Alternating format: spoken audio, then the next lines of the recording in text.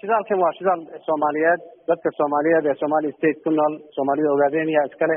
waxa weeye dastuurka lagu xalaalaysta hantida guud ee dabiiciga ee Ethiopia u yaala dadka Soomaalidu qayb kama ahayn dhigistiisii jabhadii IPRDF iyo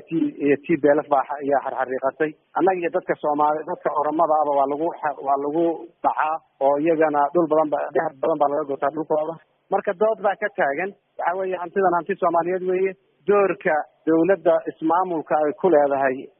arrimaha gaaska iyo batroolka doorka dadka Soomaalida ee dadweynaha ay xaq iskale ay ku leeyihiin iyo doorka jabhadda ONLF ay ku leedahay ba arrintaas waa inay cadaato dib loogu noqdo heshiisyadii hore ay malmaluqeen dawladihii hore ee dadka Soomaalida lagu dilbanaya ma soconayaan waa garta laakiin idinku heshiis baad la gasheen dawladda hadda jirta Ethiopia heshiiskaas oo sababay inaad ku soo noqoto ciidamadiina ku soo noqdaan dhulka marka qayb ma ka aha arrimaha shidaalka iyo kheyraadka heshiisyadaas aad gasheen laga wada hadlo yaanu heshiis ka galnay wuuna socdaa wada hadalkeedina hal kulan oo ku saabsan gaaska iyo batroolkana wasaaradda wasiirka wuxuuna dhex maray wasiirka batroolka in arrimihii dib loogu noqdaan isku ognahay doorka dadka Soomaalida ay ku leeyihiin inuu inta ka badnaadaan isku ognahay waxaan isku ognahay inay xafiisyo ka furtaan dhulka Soomaalida waxaan isku ognahay dawladda ismaamulka Soomaalida inay door weyn ku lahaato oo shacabka Soomaalida ku lahaado oo ONLF ku lahaato oo hantidan dadkii lahaa in hadda ka hor laga tala gelin jirin inay soconayo waa gartay laakiin shidaalka mar haddii la helay soo saaris baa ku xigta suuqgeyn baa ku xigta dhaqaale fara badan baa kasoo galaya Ethiopia dabcan horumarna gobolka shaqo ka abuuraya horumar kale gobolka u keenaya qorshaha uga degsan jabhadiina ONLF iyo Soomaalida gobolka oo maxay intaad ogtahay muxuu yahay qorshahaas waxa weeyaan xeerkan hantida Ethiopia lagu xalaaleysanayo waa la isku haystaa kaliya ma ummado badan baa diidan annana waan diidanahay marka xeerka in dib loogu noqdo waa qodob dawladda ismaamulka waxaan isku ognahay in doorka ay ku leeyihiin dadka Soomaalida iyo dawladda Soomaalida arrimaha shidaalka iyo gaaska ee hadda ka hor eberka aha inayna sii soconin dawladda federaalkana taa waan isku ognahay guddi wada hadal oo gaarana waan u dhisaynaa arrintaas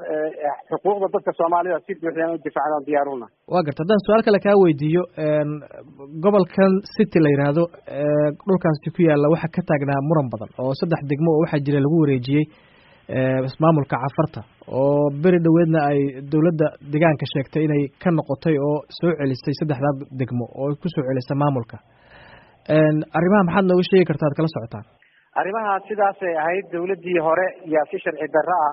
oo aan xeerarka xataa iyada u yaal loo marin ugu wareejiyay qowmiyadda Cafarta walaalaha nahay oo wax walba isu nahay isku dir iyo khilaafaad si ay u jiraan Soomaalida iyo Oromadana saas oo kale madaxa la isugu galiyay arrimo siyaasadeed bay ahaayeen kuwa kale xataa aftiyo been iyo waxba loo maray tan waxba looma marin marka dawladda ismaamulku way ku saxnay